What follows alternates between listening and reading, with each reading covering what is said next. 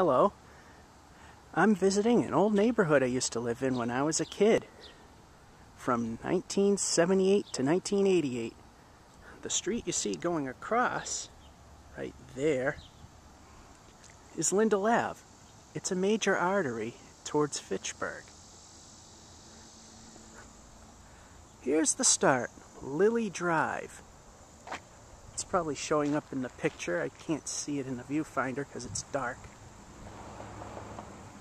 Right there, Lilly. And I've been power walking all day, so the picture might be a little shakier than normal because I'm a little fatigued. I'm trying to lose quite a bit of weight. I may not be a fatty, but I got a lot of weight to lose. And here we are. This is Lilly Drive.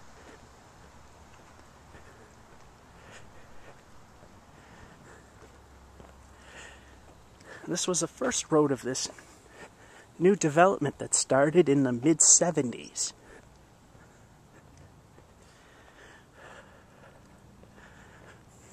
Let's take a look around. It's been a while. A lot of these houses have been fixed up over time.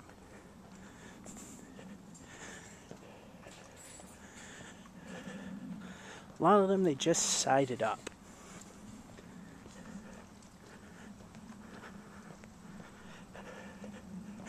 And then some of them had extra floors added, like this white one. Used to be a single-story house.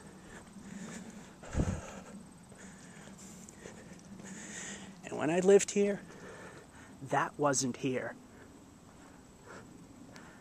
It fits in except for that two-story addition that's just doesn't seem to fit. I'm sure it's beautiful inside. A guy that lived here used to run a bulletin board. When I did my real tough mapping and all that stuff, I asked for a directory that I could put my stuff on. He did more. He let me actually run the board with him. And because of the popularity of Real Tough, we became the most hated board in the city of Leominster. During most of the conventions where local system operators would convene, the guy that owned the board would be jeered at, and people would turn their backs on him because their boards would have an average of 10 to 30 members, which was good for a small city where hardly anyone owned a computer. And ours had over 350 from around the world. I'll continue in a moment. This is Aloe Drive, or Aloe. This is the street I lived on.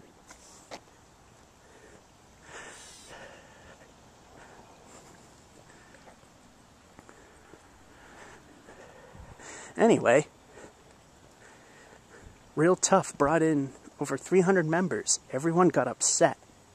These boards wound up shutting down, which sucked. Then there was another board called Real Time. They suffered the fate of the popularity of Real Tough, which that's what the owner of that board says. But honestly, I think it was that the internet started coming along. And a lot of these houses have been re-sided.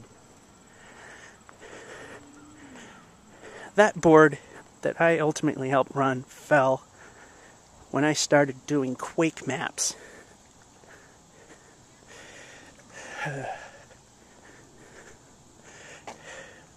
Bully used to live here. I think I heard he's a cop now.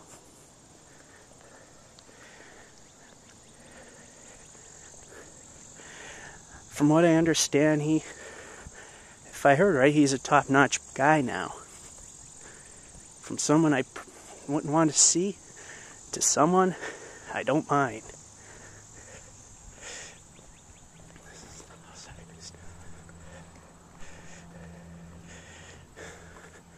Now, we can't get too close because the family is there, but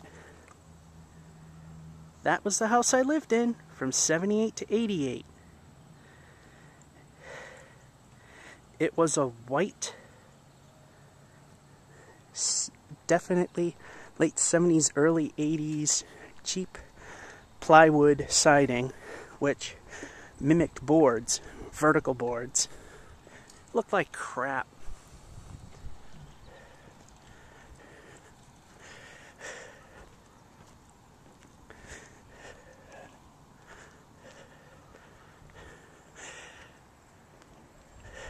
We used to have mean neighbors over here. They were a problem, and, well, let's face it, I wasn't much of a great person when I was a kid either. I used to know people that lived there. They used to have a pool.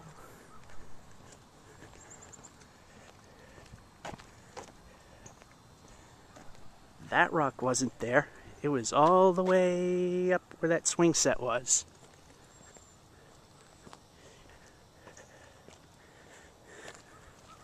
When I was a kid, we had a swing right there where that volleyball net is. Most of the people in here were elderly.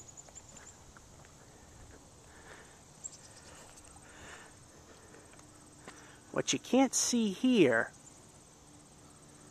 because of the foliage, but you could see in the house over there, is you could overlook what was once the Foster Grant Sunglass Company. Yes, that Foster Grant Sunglass Company. More elderly people used to live there.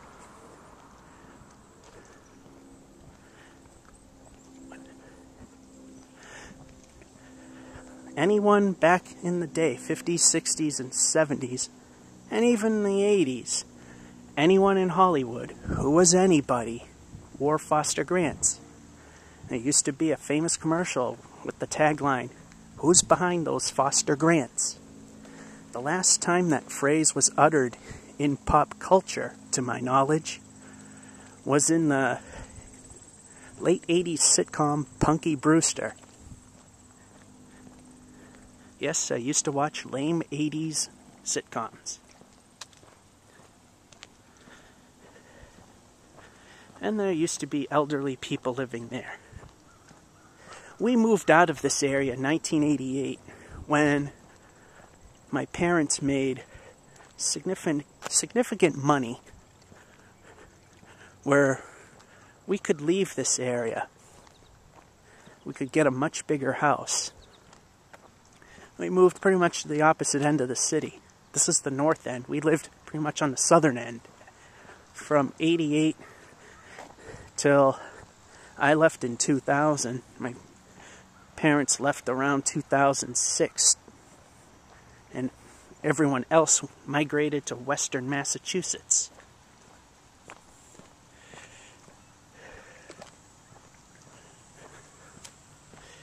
And here's the end of Aloe Drive. Sorry I could not get a nice picture of the house I lived in. Like I said, there were people standing right there.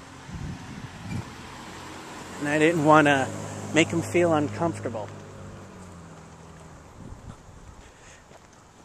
That house, if you remember, was yellow siding with green shutters. You can still see it here. Way up there. Like I said, originally had white plywood siding simulating vertical boards.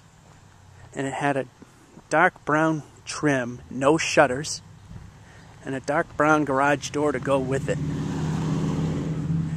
with a series of 4 lights along the top of the garage door. Nothing fancy. And here's the end of the neighborhood. And we're approaching the YouTube 10-minute allotment mark.